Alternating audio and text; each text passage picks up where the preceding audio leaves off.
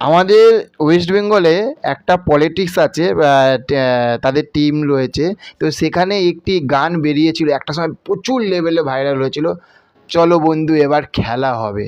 তো আজকে, এই যে আজকে না, এটা পরশুদিন বেরিয়ে গেছে, সেই জিনিসটা দেখে তখন কিন্তু জাস্ট মনে হলো যে চলো খেলা খেলা খেলা হবে। সিরিয়াসলি বলছি, তার কারণ হচ্ছে যে জিদ্দা বিগত মনে হয় ৩ বছর হয়ে গেল, তার আপকামিং কী সিনেমা আসবে সেটা কোনো অ্যানাউন্সমেন্ট করেছিল না, যেটা পরশুদিনে করে নিয়েছে, তোমরা সবাই জানো।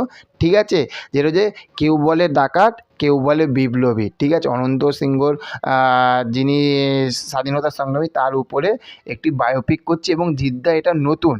কিন্তু আজকে এই বিষয়টা নিয়ে আলোচনা করব না।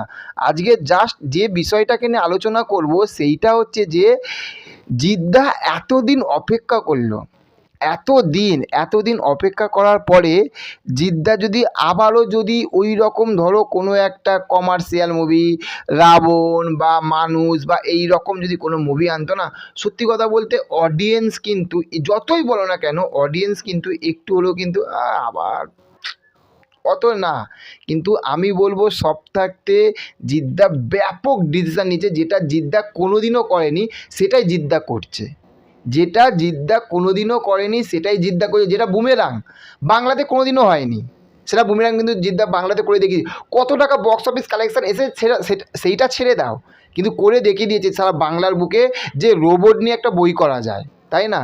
তারপরে এই রকম একজন ব্যক্তির উপরে বায়োপিক, যেটা জিদ্দা কোনোদিনও করেনি, সেটা করবে।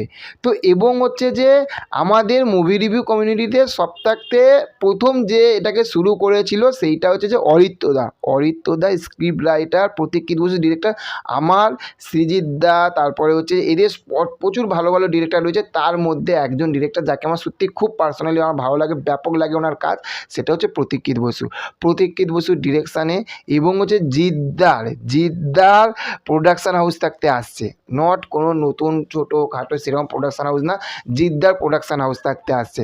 জাস্ট ভেবে দেখো, এই যে এতদিন যে দর্শককে যে অপেক্ষাটা করালো, বেস্ট অফ বেস্ট ডিসিশান নিয়েছে Jeddah, best of best decision নিয়েছে। ভাই বিশাল খুশি হয়েছি যখন অ্যানাউন্সমেন্টটা দেখেছিলাম, শুনেছিলাম, খবরের কাগজে পড়েছিলাম, তারপরে একের পর একটা ফেসবুকে পোস্ট আসছে, পুরো বাম্পার রেসপন্স, জাস্ট একটাতেই পুরো কালবৈশাখী ঝড় এনে দিয়েছে।